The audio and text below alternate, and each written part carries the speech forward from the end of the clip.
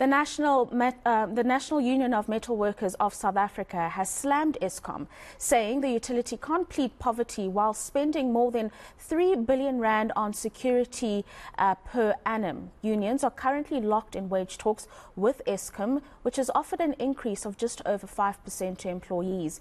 Numsa is demanding a 12% hike, and let's discuss this further with the spokesperson, Phakamile Hlubi-Majola. Thank you very much for joining us this afternoon. And perhaps for the benefit of our viewers, how did Numsa come to an increase of 12% that they are calling for from Eskom? Good afternoon, and good afternoon to your viewers, and thank you so much for having me on your show. For us as Numsa, the core reasons for our demand is the cost of living, the fact that food inflation has gone up, the fact that fuel prices have gone up, but also when you look objectively at Eskom's cost drivers and what it is that Eskom spends most of its money on, it's certainly not on workers. Workers' wages and benefits have remained the same since 2016, 2017, whilst the power utility has excessive increases in terms of its procurement expenditure on primary energy. So when you compare the two, we think that it is justifiable for us to make a demand of 12% or double-digit increase. Workers at Eskom have had all their benefits taken away from them so that the company can continue to fund these exorbitant contracts. And so this is why we've tabled the demands that we've tabled. This is why when Eskom made the offer this week of 5.25%, we rejected it because we feel that Eskom definitely can do better than what it's offering.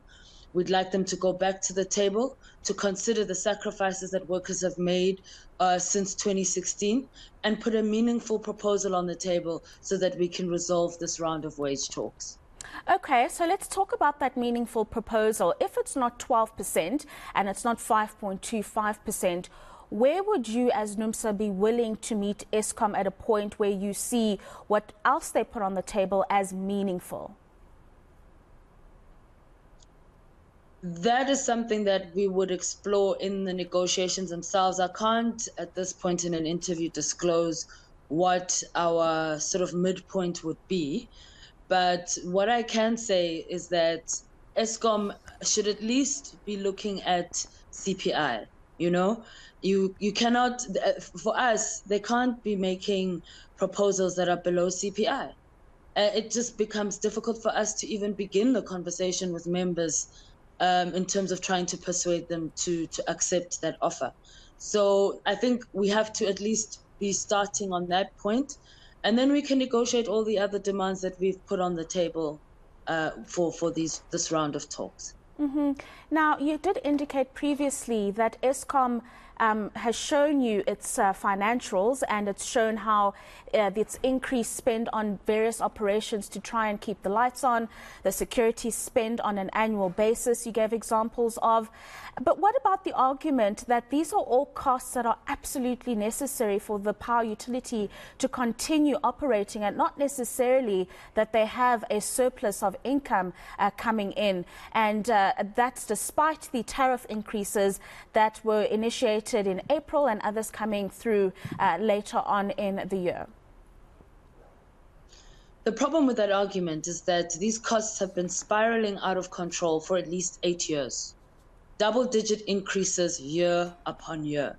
So it becomes very hard to justify that and claim that these are necessary expenses when Cabinet itself confirmed in 2019 that the IPP, diesel, as well as the coal contracts were exorbitant, and that a decision had been taken for those expenses, for those contracts to be renegotiated or set aside.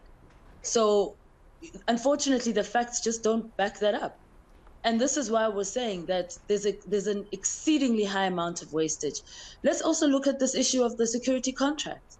We are told that the South African Army has been deployed to all these power stations. So why is it that Eskom is spending over 3 billion per annum on private security?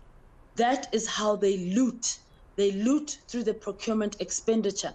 And then they take what is supposed to be given to workers and claim that because they are in some kind of financial difficulty, they cannot afford workers' wages. But when you look objectively at where the bulk of Eskom's operational costs are coming from, 70% is being spent on primary energy costs, whereas workers' wages only account for 8% of that cost. And workers at Eskom are saying they've had enough. They're sick and tired of being used as a cushion so that this mismanagement of Eskom funds can continue unabated.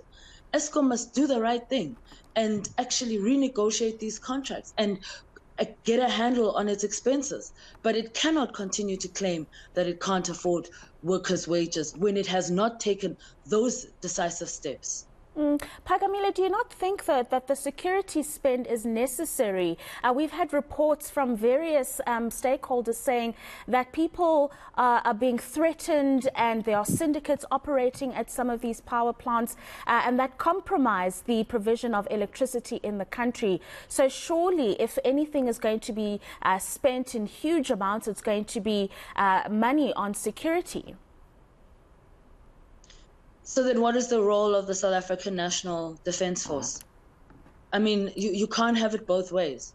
And you're basically saying that you have no faith in the army, which you have gone and deployed to those power stations. And then at the same time, you are spending exorbitantly on security. We would argue that there's definitely no justification for that amount of expenditure. Are they basing it on the discredited report that Andre de Ruyter has been presenting before SCOPA? If that's what they're basing their security concerns on, then unfortunately it's definitely wasteful expenditure, because as you yourself know, this issue was exposed in News 24 as being completely baseless and without evidence.